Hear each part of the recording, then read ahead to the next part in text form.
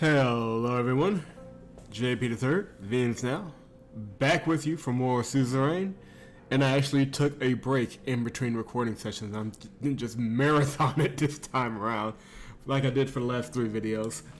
But we're picking up on the revelation that Peter Vectern is kind of a dog, our best friend, and it's a scandal that definitely affects his family, and Evelyn has let us know that it may go deeper.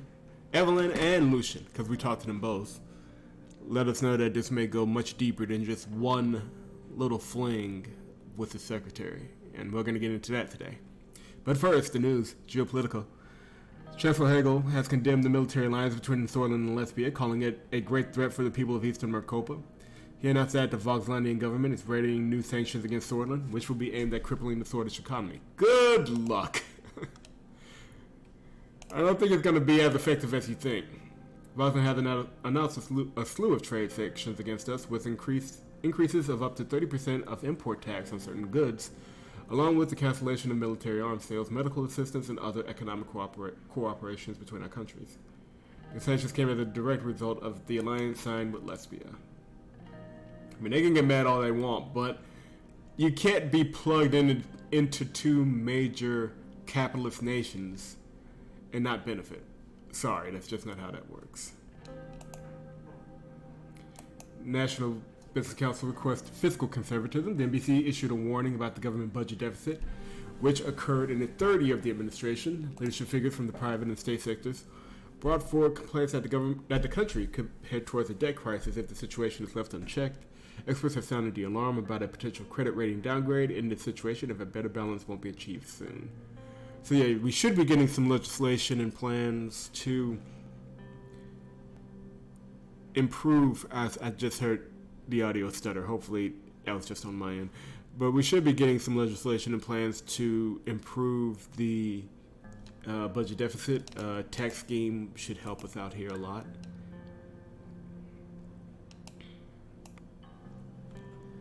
And that's reality. I mean, back in chapter 1, when they were offering when they were offering plans, to do stimulus checks and raise taxes or keep taxes the same, it just wasn't the time for it.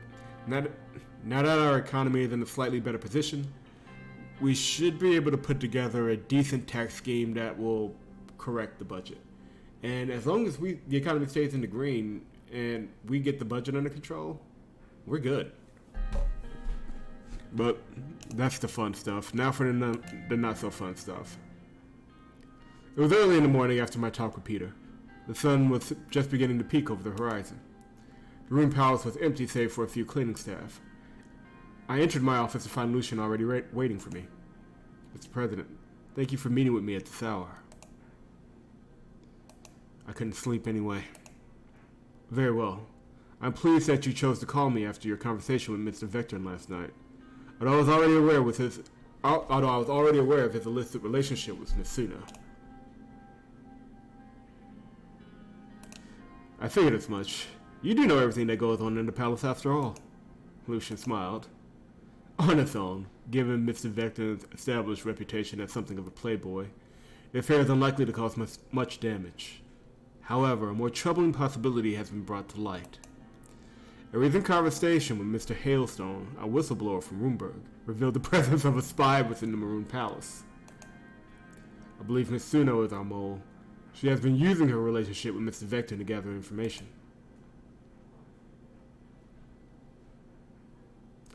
There's only I believe this is the only proper reaction. I laughed incredulously. I wish I was wrong, sir. But I've just come into possession of this. Lucian reached into his coat pocket, pulled out an audio tape, and fitted it into the reel-to-reel machine at my desk. This was recorded in the palace at 1809 on the 2nd day of your trade visit to Lesbia. He pressed play. I heard Peter and Olivia's voices. You sure everyone's going for the day? Relax, Liv. No one's working that hard with President stick up his ass off in Lesbia. Well, screw you too, Peter. Olivia giggled. I heard the sound of kissing, then of drinks being poured. I'm glad you stayed behind. Did he tell you how it's going over there? Do you think there's a chance they'll form an alliance? As a matter of fact, yes. Him and Prime Minister Alvarez just sealed the deal. But enough for a talk, Vecino. I want you bent over my desk. Now. Wow. What a charmer, this guy. And then what happened? Curiosity about foreign relations doesn't make one a spy. Perhaps. But why so much curiosity about these particular alliances, if not because they could strengthen us against Rumberg? And that's not all. I found her resume on file, and there's a year-long gap between her finishing secretarial school and beginning her career. Normally this would have been looked into, but Mitsuno was hired before a background check could be completed by one Peter Vectern. Just then there was a knock on the door. Olivia opened it cautiously. Good morning, Mr. President, Mr. Glade. I didn't realize you'd be in so early. Can I get you some coffee? Coffee would be great, actually. Olivia left to make coffee. A few minutes later, she came back with 2 cups. Please have a seat, Mitsuno. Olivia sat. She looked puzzled. Is something the matter? Enough pretending. Your secret is out. I'm not sure what you're talking about. You know perfectly well. Olivia buried her hands in her face. I'm so sorry, Mr. President. I was foolish, and Peter was so nice to me. But now it's over. Nobody ever needs to know. That's not what the President means, Miss Suno. We're referring to you being an intelligence agent for Rumberg. Olivia sat upright. She looked shocked. Pardon me, Mr. Glade, but are you feeling all right?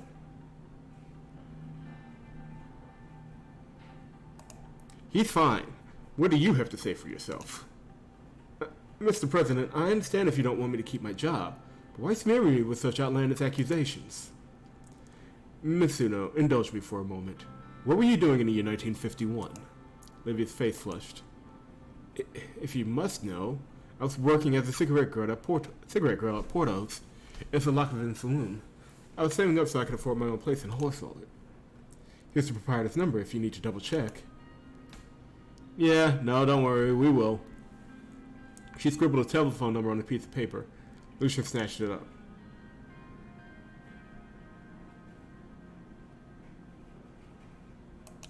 But why have you been asking so many questions about what I do? To tell the truth, Mr. Rayne, I was hoping to run for office myself someday. I want to make a real difference in the world, like Mrs. Morgan or Miss Walda. But I guess I messed that up by getting involved with Peter.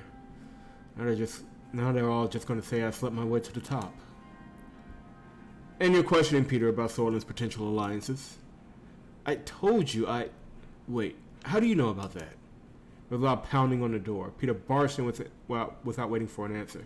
He was unshaven and wore the same clothes as the night before. I came as soon as I heard the 3 of you were in here.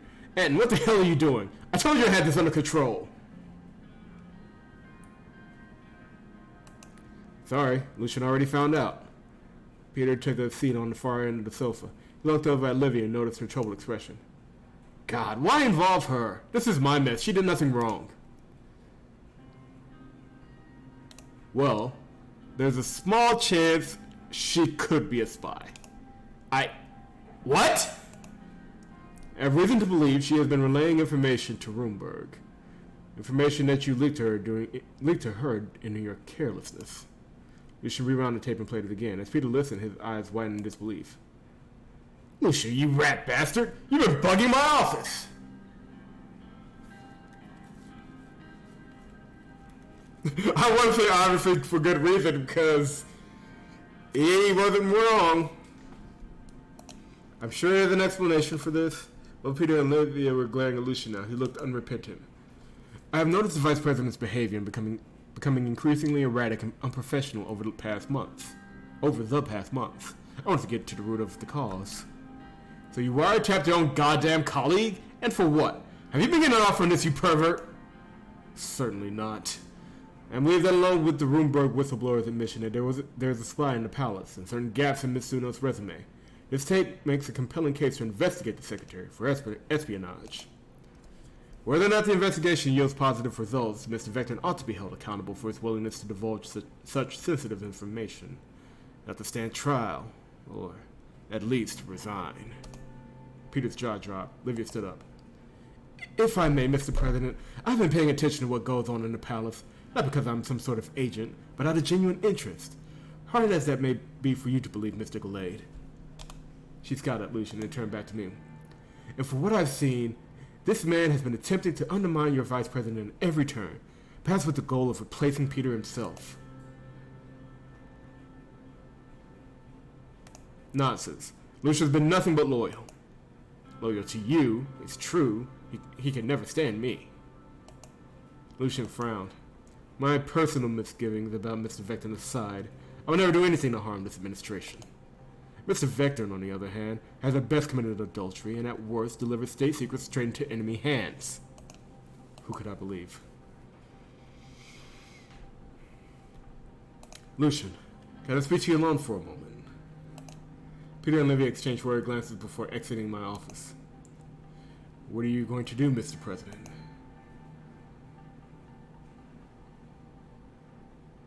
I believe you. We should investigate Olivia. And here's why I make the choice. Yes, there's nothing wrong with having passing political interests. That's not the problem here. The problem here is that she has been here for every meeting. Every single one. Like all the ones where she could have gone home or it would have been better for her to go home. She has waited it out. Whereas Orso Hawker and the other justice of the Supreme Court, Garassi, she was here. When my calls with Marcel Caranti, with Walter Tusk, every possible chance I've had to be corrupt, she was right next to me, right next to the door, listening in on the conversation. So, it's possible, strictly possible, that all of this is just her being overly curious and chatty.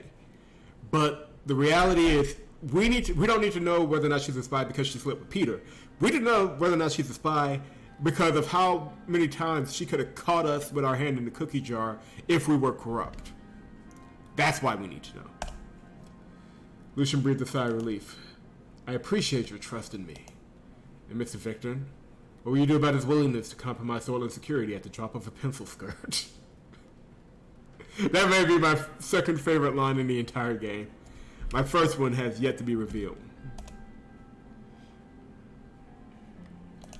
I'll decide on that once we have the results. Very well. Just keep in mind that you may need him to shoulder the blame for this. Lucian adjusted his tie. I'll apologize to Mitsuno and tell her this has all been a misunderstanding. We can't have her running away during the investigation. No, I'll do it myself. She's too suspicious of you. Very well, sir. Lucian gave a slight bow as he left the office. I sat by myself for a while, wondering exactly what I had set in motion. Quick look at Mitsuno while, for a moment, the private secretary entered range. He is tasked with directly handling most of his critical calls, scheduling, and paperwork for the president. Mitsuno had previously worked at the Swordlish Airline headquarters as the secretary of the director, before starting her work at the United Sordland Party National Committee in 1953. Where she was assigned to assist Peter Vectern, who was organizing support for presidential nominee Anton Rayne. Very light biography.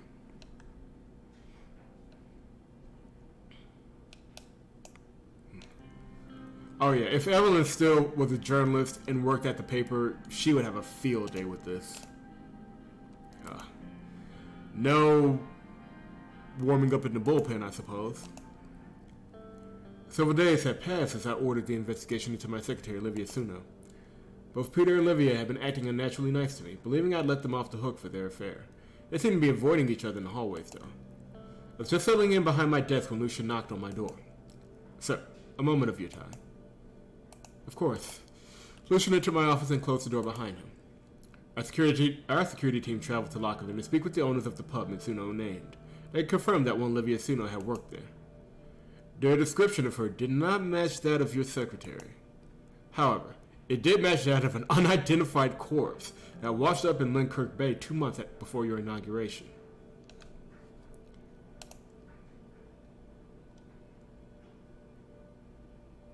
Oh, man.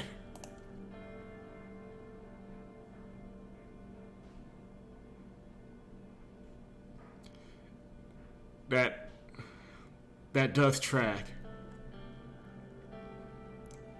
She would have... Oh, man.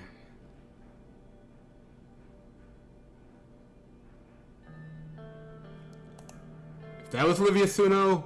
Who's the woman working for me?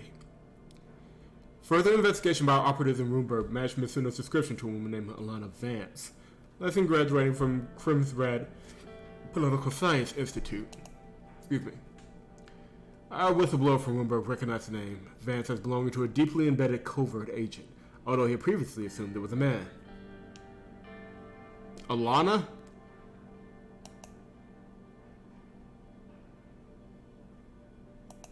How could we have missed all this? As I mentioned, Mitsuno was hired without a background check. It's possible this all could have been avoided had any of Mr. Vectern's blood flow had been directed to his brain when he selected her. But none of that can be helped now. The question is, what are you going to do, sir?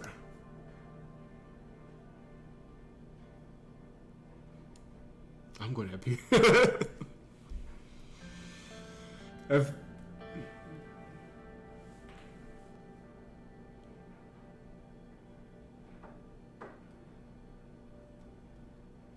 I shouldn't suggest, like, screw it. I'm going to have Peter castrated. I wouldn't be opposed to that idea, but I meant in regards to our spy. The standard procedure would be to try Mitsuno for espionage. If we do so, it's only a matter of time before the media pieces together what happened. I'll look like a fool for having her under my nose this entire time. That's why you must let Mr. Vectern take the fall.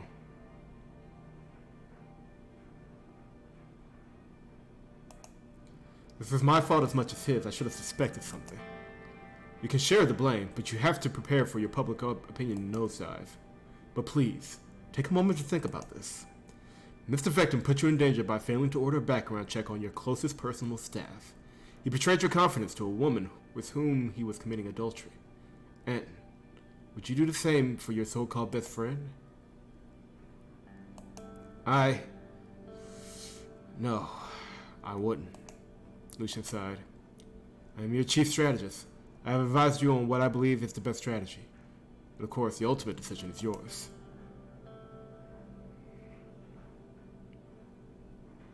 I have a reason for the choices I'm about to make, but we are going to...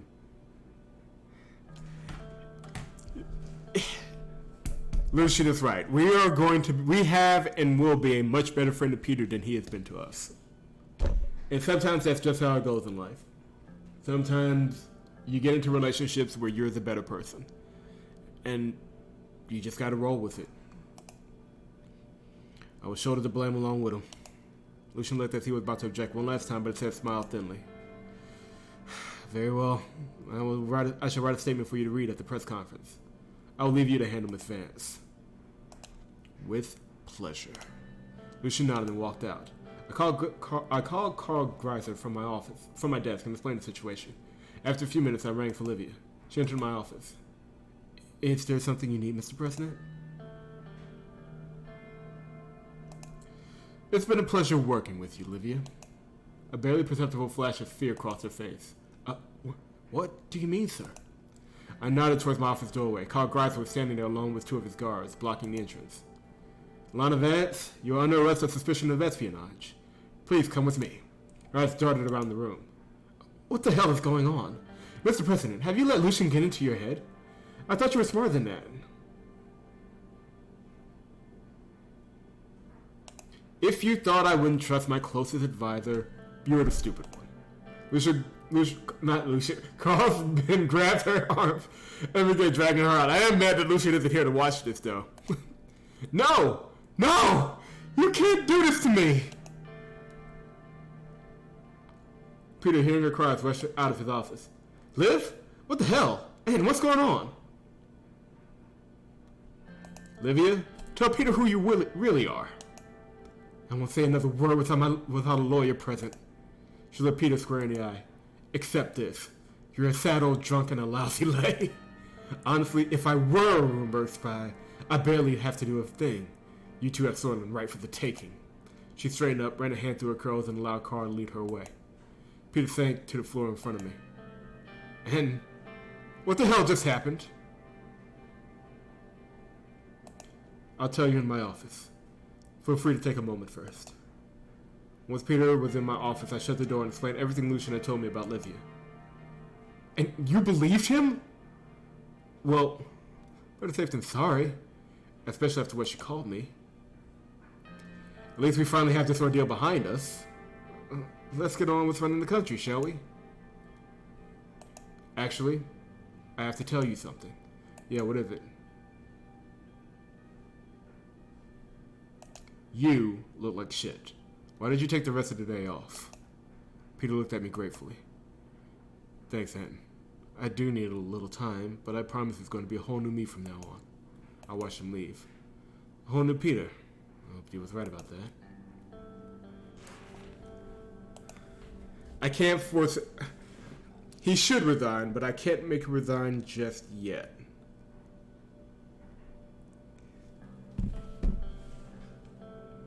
Not until...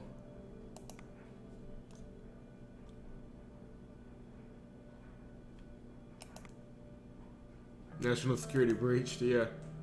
Oh, the general staff are going to have a field day with this one. He does need to resign. We'll deal with that momentarily.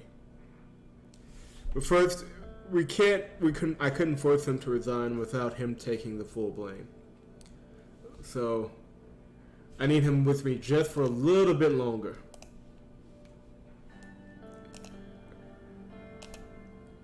And he should take the responsibility without any force from me.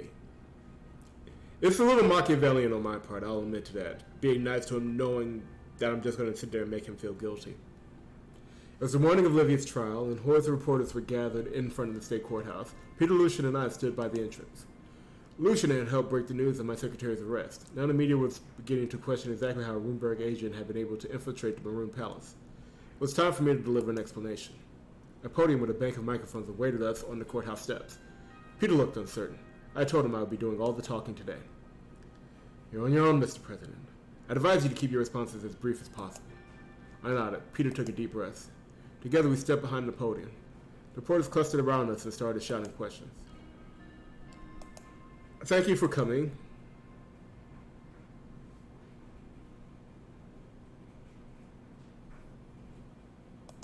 As you are aware, Alana Vance, the Runeberg spy who posed as my secretary, is currently on trial for espionage.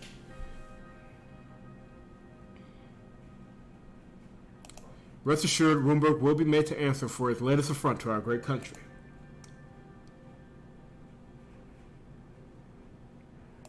However, the fact remains that she should never have been allowed to infiltrate our administration in the first place.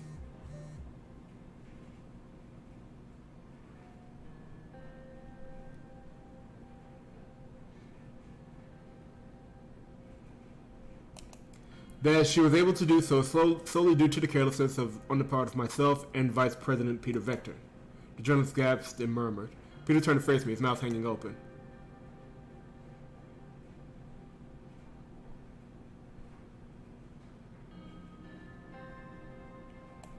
In his impulsive hiring practices, Mr. Vectern displayed a lapse of judgment. But as your president, I bear the brunt of the responsibility. I have failed in my duty to keep this country safe and secure. I hope I can regain your trust. No! This isn't right! Sweat was beating on Peter's brow. See, I told you I had a reason to do this. He grabbed the closest microphone. Please, don't listen to President Rayne. This is all my fault. I was drunk and reckless. I broke my marriage vows. My selfishness compromised the Rayne administration and all of Sordland. Tears began streaming down his face. I've been a sorry excuse for a husband and a terrible vice president. I resign. The crowd became even louder. I turned away from the microphone and looked at Peter. You don't have to do this. Yes, I do. You never survived the term otherwise. And I owe you this much, after what I did. The reporters were now waving for us. One woman in the front row looked particularly insistent. She's back! Mr. Vectern!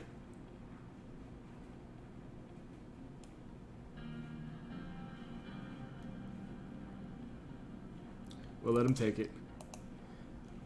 Are you implying that you and the covert agent posing as President Rayne's secretary were engaged in intimate relations? Yes, and it wasn't the only such affair. I abused my power as vice president to take advantage of multiple young women. I deeply regret my behavior, although I recognize I will never change what they went through. Evelyn, if you're watching this, I don't expect you to ever forgive me. Just know I'm sorry. Mr. President, were you aware of these affairs as they were happening?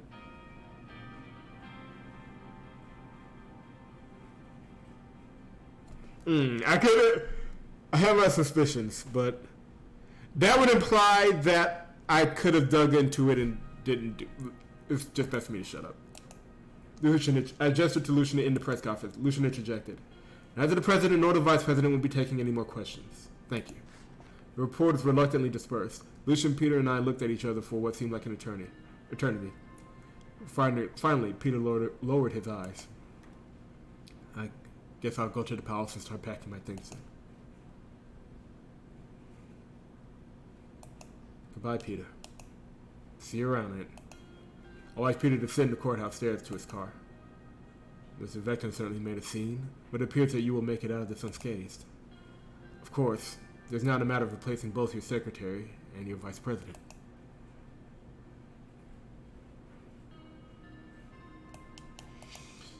It's too soon. Very well. We shall discuss it tomorrow. We walk back up the stairs to the courthouse to watch the rest of the trial. I'm sure the papers will have exploded.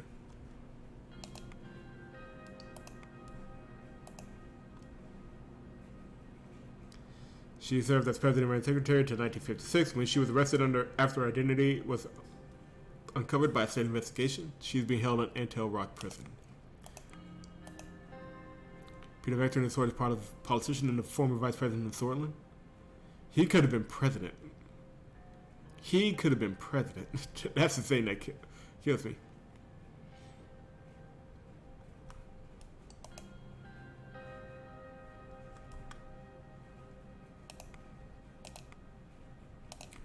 Check the news. Host reports. Rumberg infiltrated Maroon Palace. President and Secretary arrested. Breaking news from the Maroon Palace. Presidential Secretary Olivia has just been revealed to be a spy from Rumberg. More details are forthcoming, but it appears the agent, whose real name is not yet known, managed to get past the palace staff's stringent background checks and obtain confidential information from within the Rayne administration. The president has taken swift, decisive action to remove her from her position and bring her to justice. That may be the most positive story of the entire affair. President Secretary arrested for treason. Olivia Secretary to President Anton Rayne, definitely not the president, was arrested yesterday following an investigation that revealed her to be a covert agent from Rumberg. Her trial is scheduled to begin in the next several days. In the meantime, the question of how an enemy spy was able to infiltrate the Maroon Palace on such a high level remains. President Rayne has announced he will soon be holding a press conference to address the potentially brewing scandal, and I just did that. The Radical. VP Vectern resigns in disgrace. Peter Vectern submitted his place as the most pathetic vice president in Swedish history, as revealing he had leaked sensitive government information to Anton Rayne's secretary, now known to be a Rumberg spy. After Rayne attempted to blame himself for the leak, Vectern tearfully assumed full responsibility and implicated himself in multiple extramarital affairs before resigning from his position. Maybe we suggest Rayne appoint a woman as VP this time around. Like a woman can't cheat. I'm sorry. Take several seats. What the hell are y'all doing?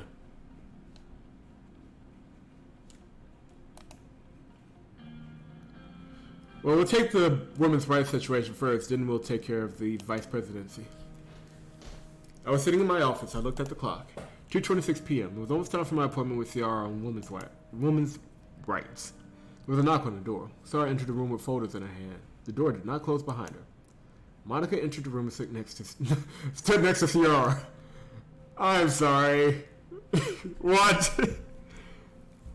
Mr. President, and before we start, I just wanted to thank you for agreeing to this meeting. I've been dreaming about this ever since I volunteered with the Swedish League of Women. I can't believe the moment's finally here. I think both of you together could finally bring change to Sordland. I hope you're right. Sarah sat down in a chair and laid down the folder she was holding. We still have a long way to go before Swedish women are able to enjoy the same rights and privileges as men, or even as their counterparts in Acacia and United Cantana. We've been lagging behind on this for decades, and this isn't only a moral issue. I have seen enough revolutions in this world to understand the main driver of any change: money. She flipped a folder open and started pulling out documents. In United Katana, law dictates that women earn the same wages as men in their respective fields. My research shows this led to a 15.5% increase in productivity. You could say this has a direct influence on their superpower status. Acacia passed laws ensuring maternal leave rights, child day care centers, and tax deductions for working families. In turn, they experienced a 12.6% productivity boost and a flourishing economy. Both countries also have significantly lower infant mortality rates, a statistic I believe is directly linked to their improved status of women. Our administration has successfully managed to pull Sordland back from the brink of economic ruin. She leaned back in her chair. So I am asking, why stop there? Why not improve our economy and modernize our society at the same time? It's only logical. Monica handed me one of the documents. It had a list of bullet points on it. The two of us talked it over, and these are the measures we believe are most urgent. I let my eyes wander down the list. Criminalizing domestic violence. I shouldn't have to say how crucial this is. It is utterly unbelievable that, in this day and age, Swedish men are legally allowed to beat their wives. Yeah, when you put it like that. I agree, it's a travesty.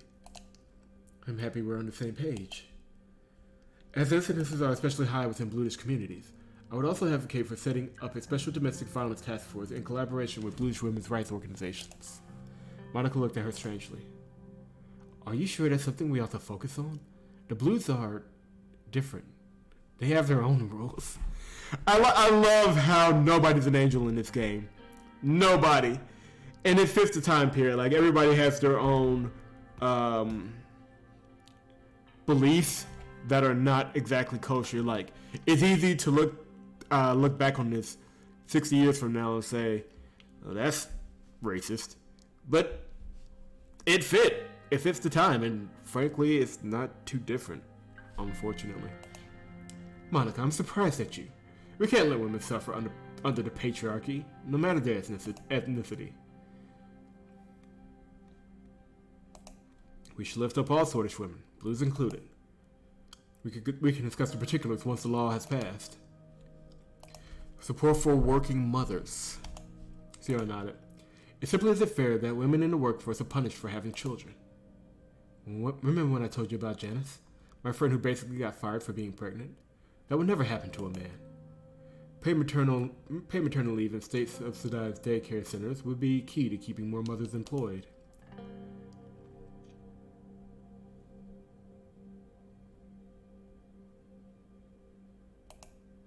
It's true. Having children never hindered my career prospects. It shouldn't hinder a woman's either. Exactly. Moving on. Gender equality in public education. Ciara grinned, her pet project. You know how much this means to me, and you witnessed the dangers firsthand. The way girls are shut out of a real education unless their parents have the means to get them out of the public school system. So many bright minds are being lost.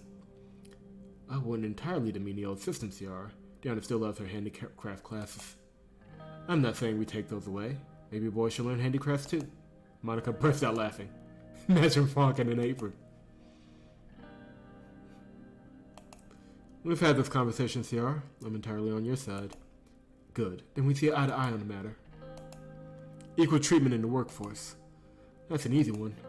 Right now, Sordland has one of the continent's largest pay gaps between men and women. We need legislation ensuring that a woman doing the same job as a man is paid the same wage. We would also introduce quotas to get more women into positions of power, in the assembly, for instance, or on the boards of corporations. Eventually, narrowing the pay gap is a far more pressing issue, as it would bring financial independence to countless lower-income women. Sorry, we never talked about this, but I always thought that with more women in power, higher status for all women would naturally follow. Women are starving because they don't make a living wage. That's a damn sight more important than your friend Janice being passed over for a promotion.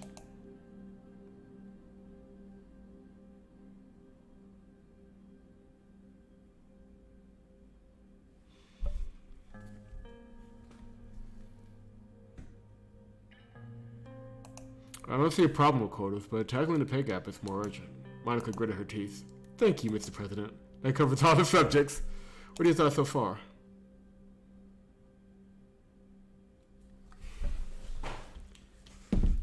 I'm probably going to go back later and throw Monica a bone or two.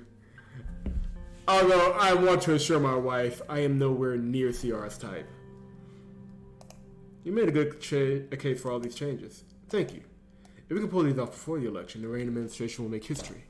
Let's talk about how to proceed. I want to establish a commission for women's rights in Sordland with me as its head. Our goal should be passing and implementing a set of laws to solve the problem we just discussed. As the commission spokeswoman, my responsibility will be to make speeches and organize fundraisers. I'll be the face of this movement while Ciara handles the groundwork.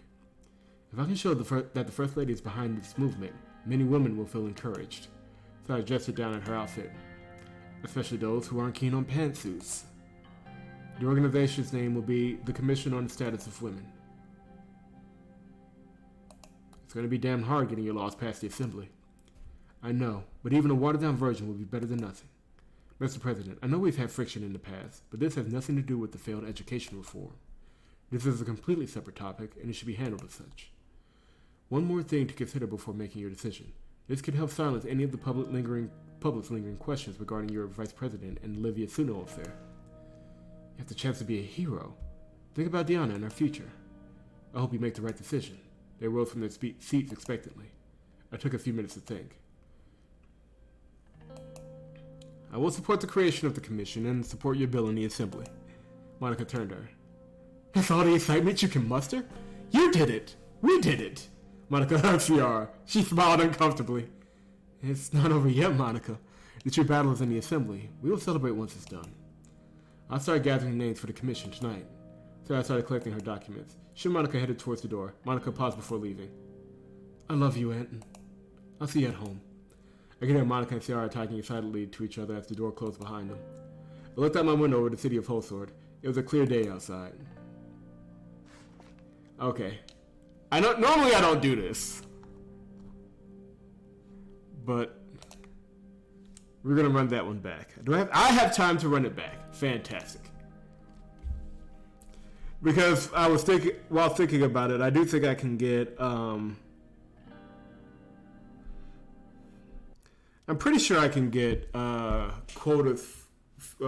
If I give Monica quotas instead of focusing on the pay gap, I'm pretty sure I can get that through much quicker. And that'll actually have a chance of passing. We're going to do something else to help them pass this legislation. But first and foremost, don't normally do this on the channel, but screw it.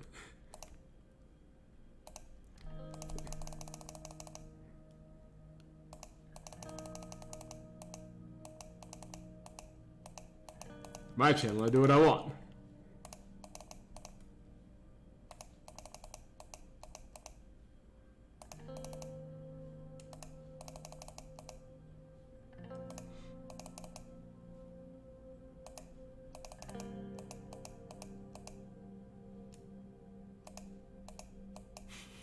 We'll see about that. I know she didn't like that, but I gotta throw the wife a bone.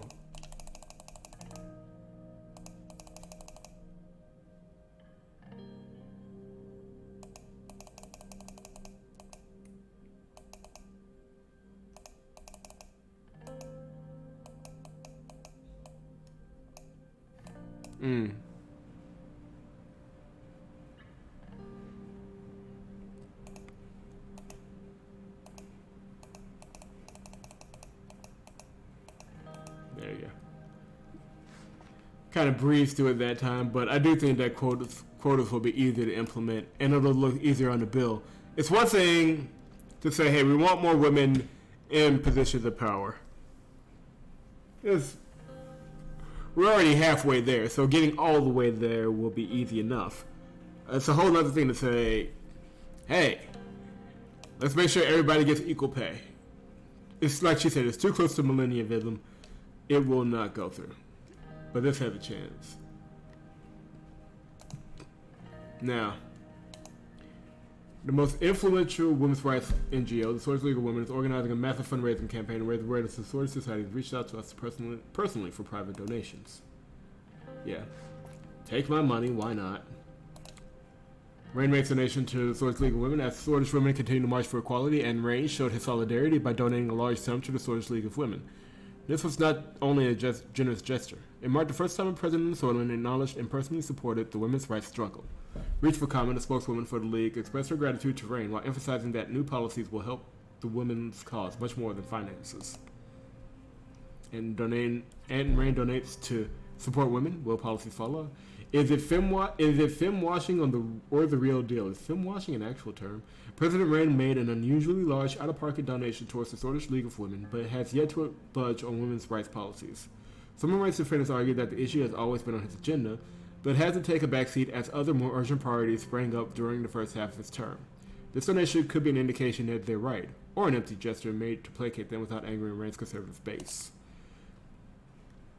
I mean, both are technically right, but we're not getting into that right now. It was here, the day I've been dreading since Peter's resignation. At the entrance to my office, my new secretary Sylvia took my hat and coat. She was a matronly woman in her 40s. She had a spotless background, assisting various Maroon Palace officials. Replacing Olivia had been easy. Replacing my vice president would be difficult. Swedish law dictated that if a vice president failed to complete his term, new candidates were to be put forward by members of the cabinet. After much deliberation, the list had been narrowed down to 3. Lucian Gallade was the frontrunner, followed by Gloria Torrey and Alban Clavin. It was up to me to decide who would fill Peter's shoes. I went to chat with them one-on-one before making my decision. I just began to settle at my desk when I heard a knock at the door. Lucian entered and perched on the chair across from me. Sir.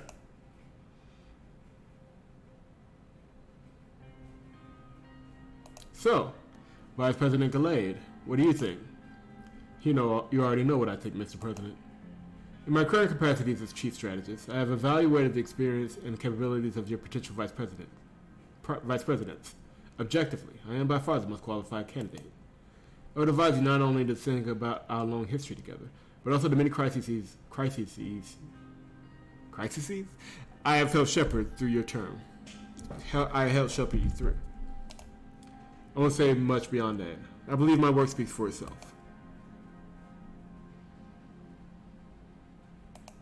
You're such a valuable strategist. I don't know if I can afford to lose you in that capacity. As Vice President, my ability to serve you and this administration will only increase. Lucian got up from his chair. I expect you to make the right decision. He left my office. Just a minute later, there was another knock at the door. Gloria Torrey came in. Mr. President, I must say I was not surprised at all when my name was put forward. You seem confident. I am, Mr. President. To put it simply, what I bring to the table is years of experience. I have been a member of the Assembly for almost 20 years, and I have spent 7 years as a Speaker. This alone speaks for itself. As you know, I'm also the leader of the conservative wing of the party. You can see what I'm getting at.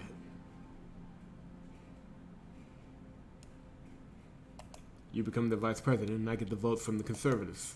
Precisely. This would allow us to pass bills far more easily, especially if those bills are aligned to my block's causes. Now we'll think about it. I want you to know that I value order above everything else, Mr. President. Being the Speaker of the Assembly requires principles, nerves like steel, and determination to uphold proper conduct. You can expect to see the same of my Vice Presidency. You being a woman could also prove advantageous. Not just any woman, a strong woman who was able to protect order in a room full of unruly men for 7 years. Think about the message it will send. The first woman Vice President of Sordland. No, the first woman Vice President in the whole continent. What support you would lose among traditionalists, you would gain tenfold among Swedish women. There's much to gain from selecting me, Mr. President. I believe you will make the right choice. You're right. There is much to gain. I will consider it. I knew you would see reason. I wish you a nice day, Mr. President.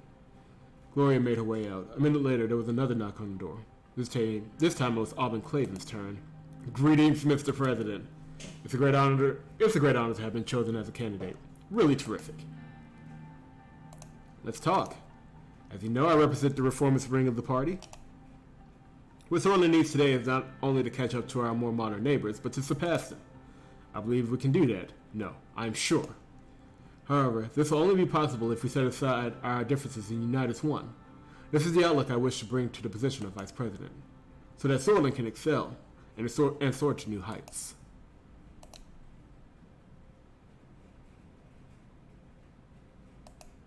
Very idealistic. I like that. Thank you. The fact is, if I am vice president, reformist members of our party will be more likely to support you and your causes. This will smooth the passage of bills and help move our administration and our country forward in record time. That makes sense.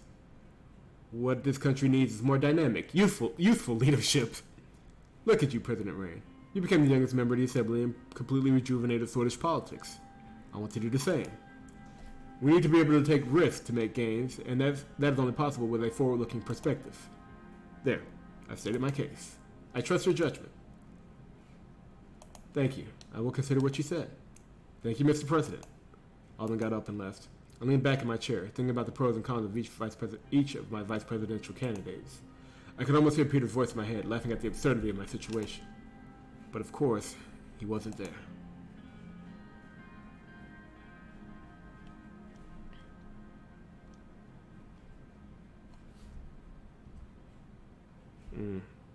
This is never an easy choice.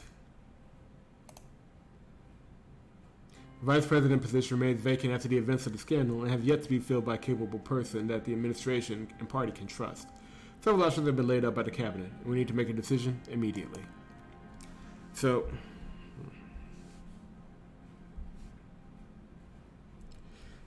the vice presidential pick strictly comes down to where you are on the spectrum. It really does. We've been pretty capitalist and reformist so far. So Gloria's right. Having a conservative wing, you saw the votes they had in the assembly. Let's pull it up. I clicked the wrong screen. Let's try that again. Here we go.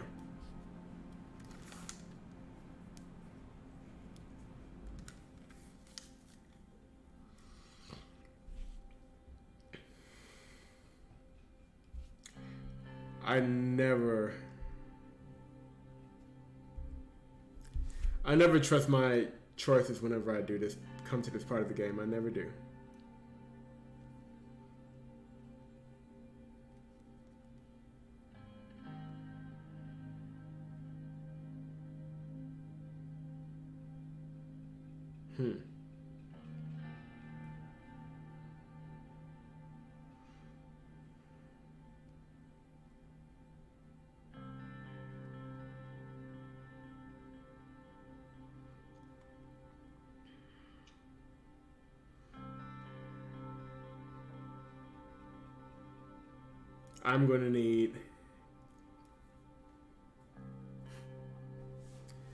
I'm leaning towards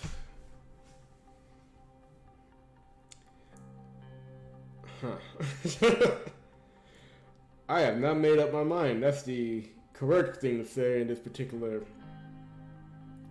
time.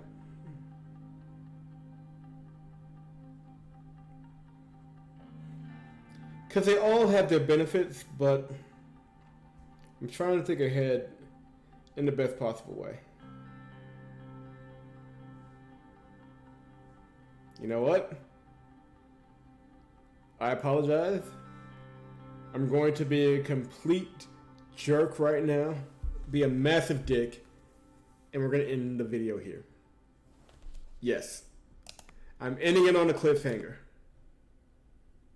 I'm going to give this some thought. If you have a preference for VP, leave it in the comments. I rarely get comments on the video, so I'm not expecting too much of a comment. But, yeah, we're going to leave it there. And we'll be starting a new playthrough fairly soon on the channel. So I'm looking forward to it as well. But thank you very much for supporting this particular stream. This particular Let's Play.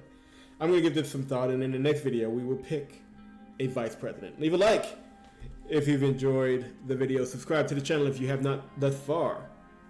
And VSNow.com. It is VSNow.com. The blue balls right now. I'm just saying it's absolutely ridiculous. It'll be worth it, I think, when we get back, but probably not.